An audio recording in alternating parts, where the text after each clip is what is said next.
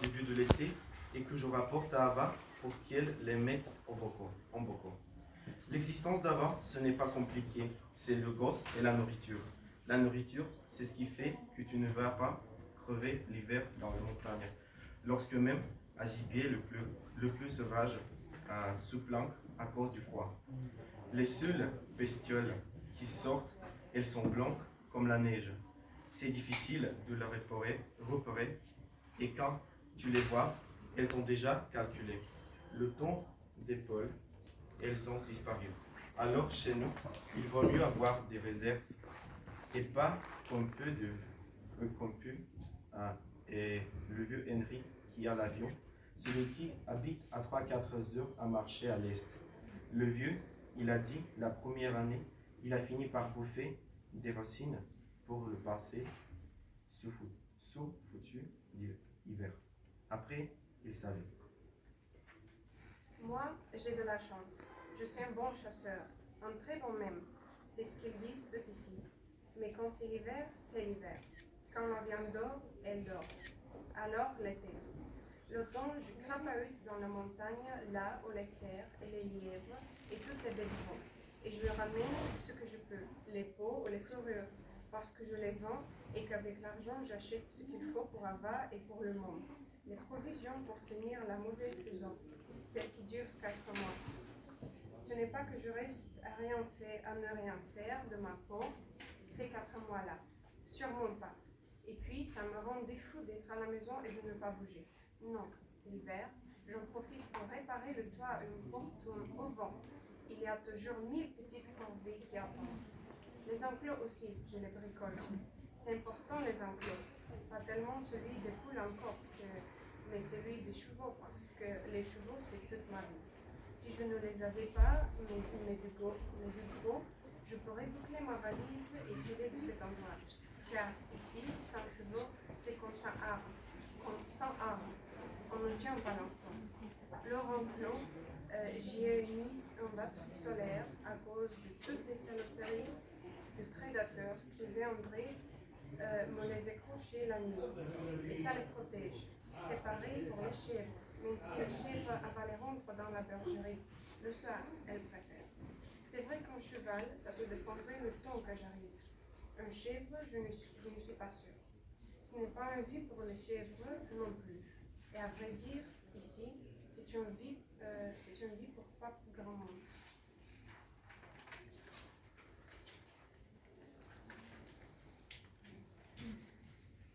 Je n'ai pas le goût du sang des bêtes.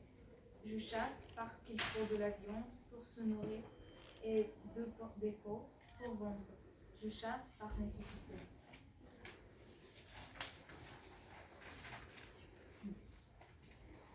Je ne suis pas beaucoup allée à l'école.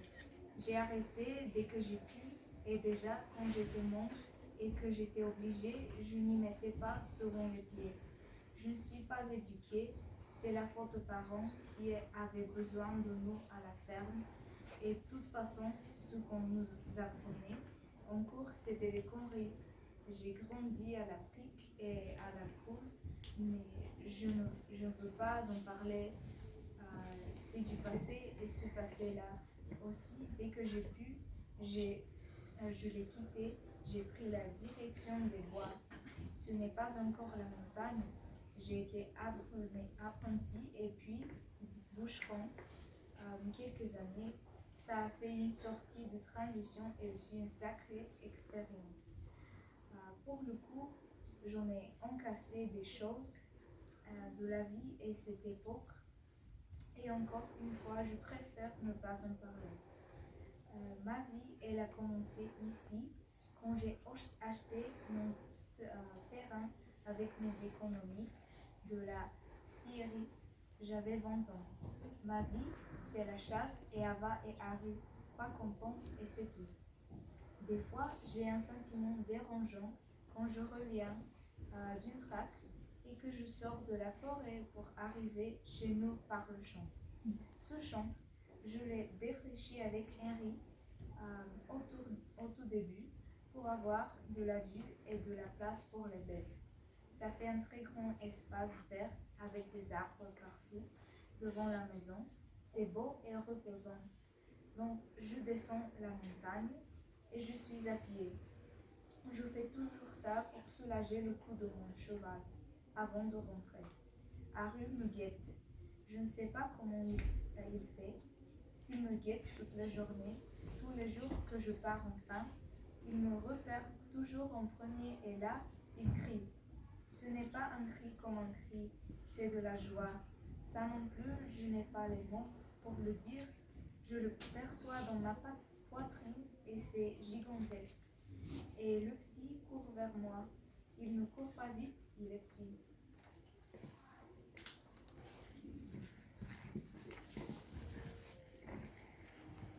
C'est là que c'est bizarre. Chaque fois, ça me fait quelque chose dans le ventre. Et c'est de l'émotion que je n'arrive pas à retenir, de l'émotion de voir qu'il m'attend et qu'il n'attend que moi. Et sur son visage, le bonheur qu'il y a, je ne peux pas l'expliquer. C'est immense. Mais c'est aussi une sorte de pitié effrayante. Quand je le regarde cavaler pour me rejoindre, il est tellement petit, tellement faible. Ça me fait peur, ça me fait de la tristesse.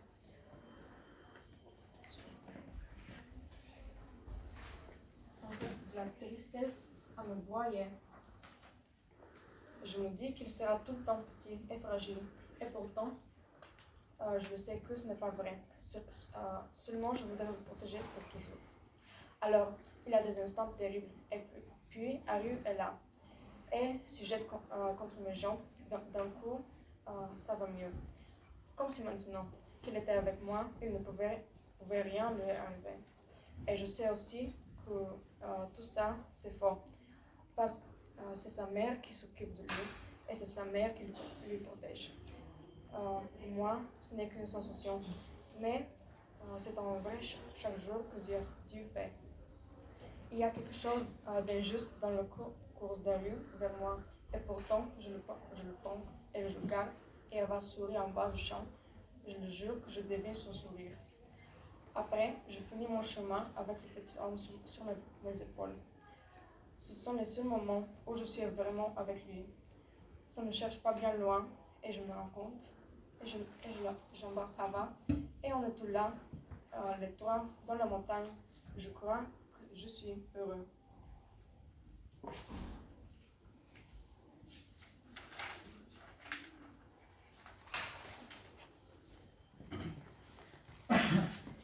C'est cette saleté de loup qui m'a embarqué ce jour-là. J'avais vu les traces la veille autour des enclos et je ne pouvais pas laisser le loup s'approcher. Je ne pouvais pas le laisser croire qu'il allait faire ça et qu'il ne se passerait rien. Avec un peu de chance, je rapporterais sa fourrure, même si je n'espérais pas trop. L'idée c'était de lui mettre un coup de pression, qu'il reparte vers le haut de montagne et qu'il comprenne qu'ici c'était chez moi. Un loup, ça comprend tout. Alors, s'il revient, c'est vraiment qu'il te cherche. J'avais préparé mon sac, je pensais bien que ça ne prendrait plus d'une journée et je ne m'étais pas trompé. Le soir, quand je fais le point, je dis au gros qui était avec moi. Je n'avais pris que mon premier cheval, pas l'autre. J'ai dit Dark, on va planter nos fesses ici. Demain, on continuera. Un peu, mais je crois que le loup est déjà loin et ce n'est pas grave si on le traque encore un peu, il saura qu'on ne rigole pas. Ce qui est drôle, c'est que Dark, malgré son nom, il n'est pas du tout noir. Il a une jolie robe dorée, comme un renard, qui aurait trop grandi, et puis une crinière blonde de fille et de chaussettes blanches aux 4 jambes. Je déteste les gars qui disent les pattes en cheval, ça n'a pas de pattes. Je le dis une fois pour toutes. Il est beau ce cheval. Il y a des moments, je le regarde juste pour le plaisir. Je pourrais rester des heures à le regarder et à l'écouter croquer ses brins d'herbe. Ça me calme. Je suis des yeux sans encolure, tout plein, pleine de muscles il faut dire que je lui en demande et aussi sa coupe ronde. Le type, il n'est jamais tombé. Il a une force sur quelque chose.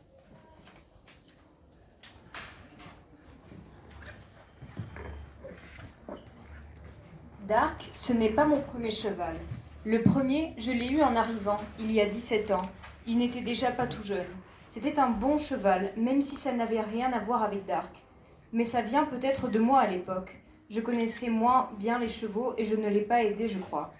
Quand il a commencé à caler, je l'ai revendu sans me demander ce qu'il allait devenir. Ça ne me touchait pas trop à ce moment-là. Dark, je ne le revendrai jamais. Il crèvera à la maison. Lui et l'autre gros, c'est ma famille, comme Ava et Aru. Un peu moins, mais quand même. Aru, il ne parle pas. Ce môme, c'est un taiseux. Je ne savais pas qu'un môme pouvait se taire comme ça.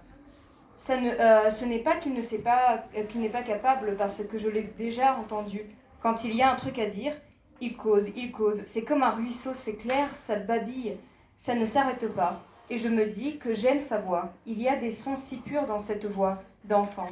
La plupart du temps, il ne parle pas, il écoute. Dieu, il écoute tout ce qu'on dit, Ava et moi, mais il écoute aussi les bruits dehors et puis autre chose qu'on n'entend pas forcément. Il écoute le monde, ça se voit dans ses yeux.